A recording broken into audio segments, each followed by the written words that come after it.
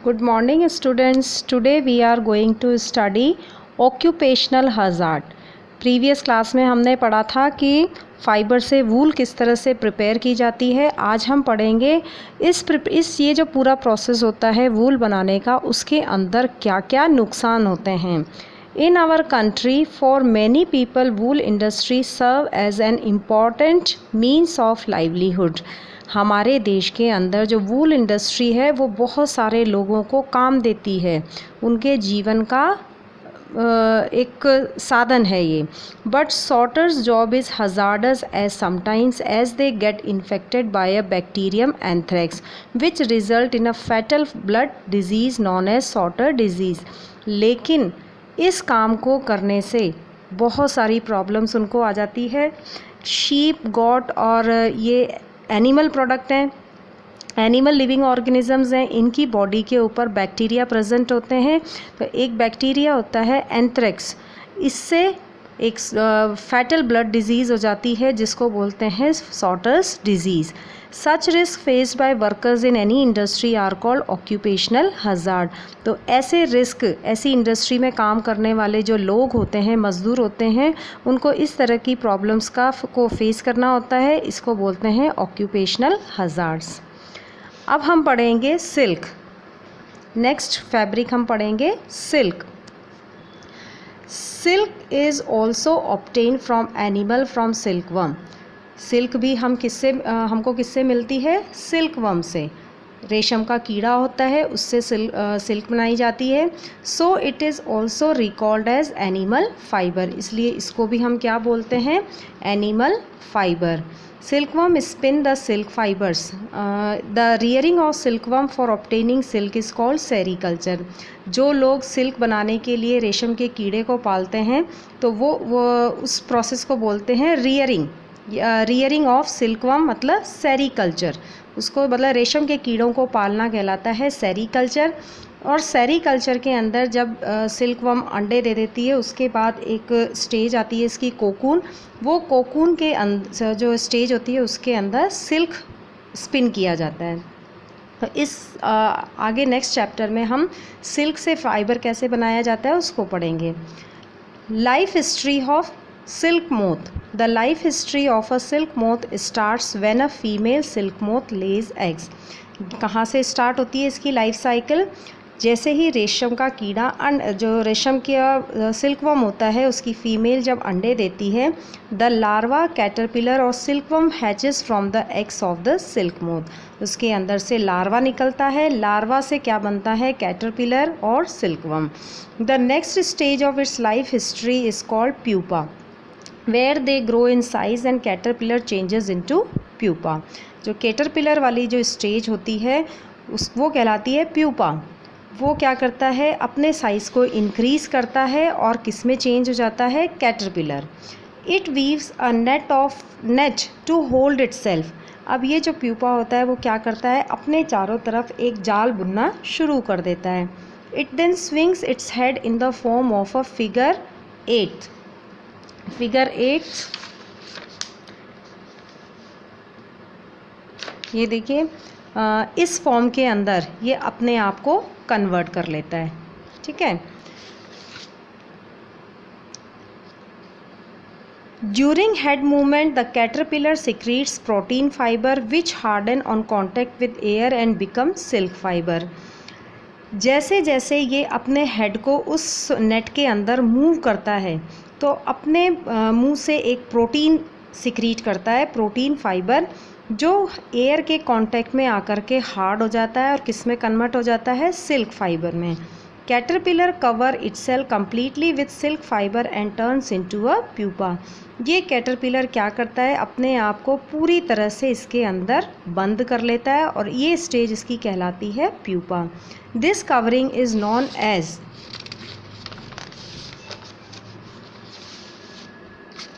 Cocoon, और ये stage इसकी कहलाती है कोकून।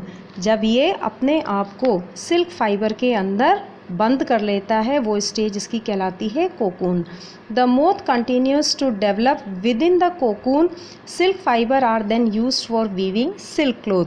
अब ये जो धीरे धीरे ये कीड़ा होता है इस कोकून के अंदर डेवलप होता है और इस फाइबर से फिर सिल्क क्लॉथ बनाए जाते हैं। You will be amazed to know that the soft silk yarn is a strong as a steel thread. और आपको ये जानकर आश्चर्य होगा कि एक सिल्क का जो यान होता है वो स्टील के धागे से भी मजबूत होता है। The cocoon of the silk moth provide us with the silk यान। ये कोकून, सिल्क मोथ का जो कोकून वाला स्टेज होता है वो हमको सिल्क यान प्रोड्यूस करता है।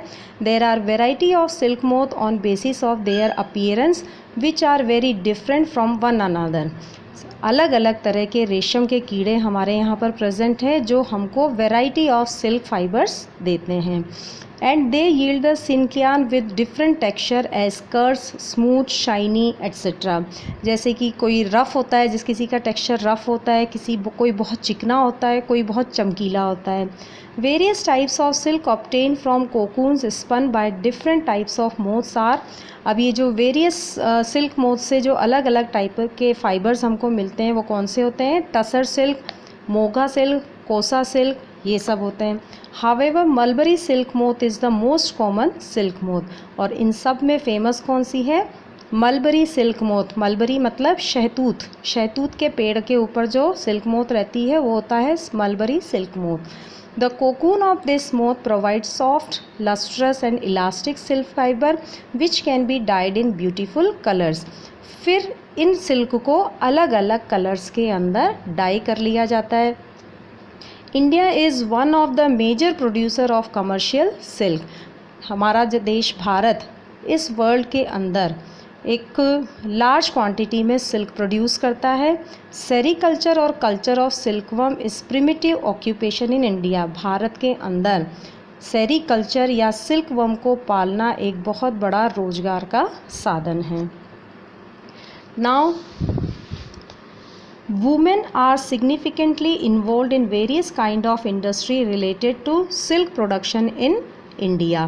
भारत के अंदर सिल्क प्रोडक्शन की इंडस्ट्री में जो लेडीज़ हैं वो बहुत ज़्यादा इन्वॉल्व हैं। Processes in industry include rearing of silkworm, reeling of silk from cocoons and processing of raw silk into fabrics.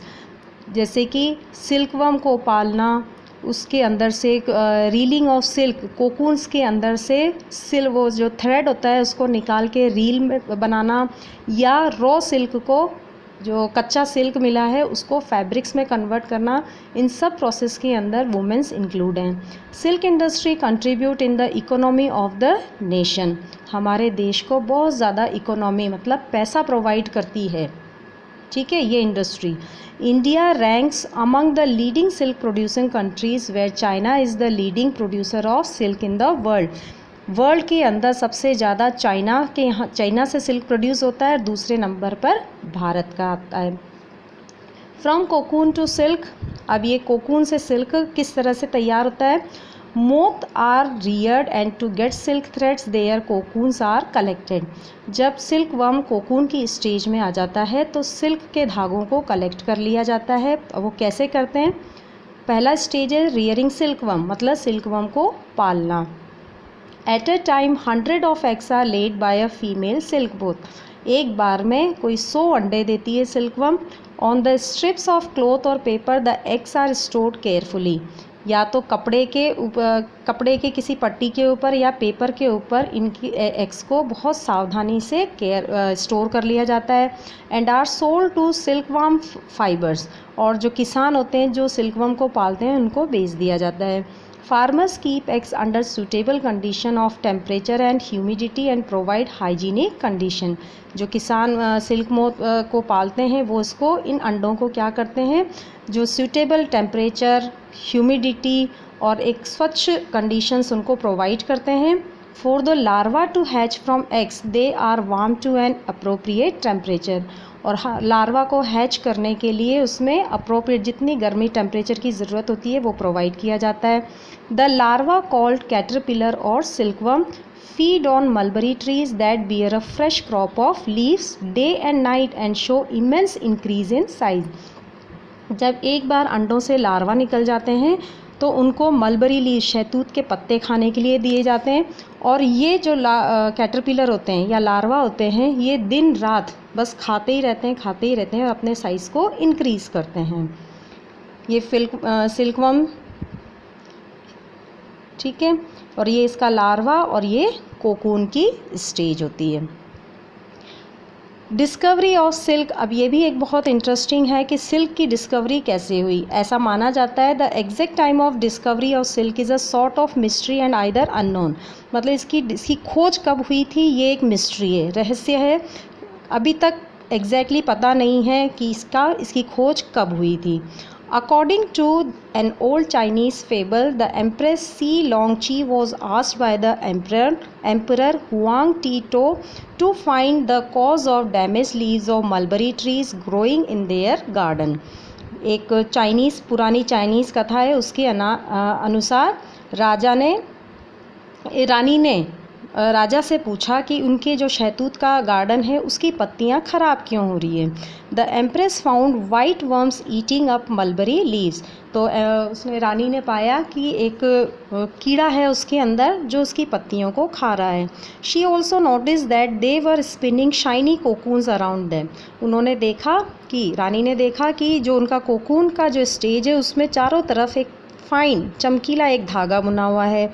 Accidentally a cocoon drop into her cup of T, और अचानक से एक्सीडेंटली एक cocoon उनकी चाय के cup में गिर जाता है। And a tangle of delicate threads separated from the cocoon, और उस कोकून के अंदर से चाय में गिरने के बाद जो धागे हैं वो अलग अलग होना शुरू हो गए।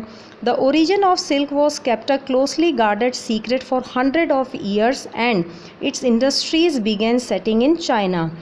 हज़ारों, कोई 100 साल तक इस सिल्क की खोज को चाइना ने एक रहस्य के तौर पर अपने देश में रखा, किसी से भी शेयर नहीं करा।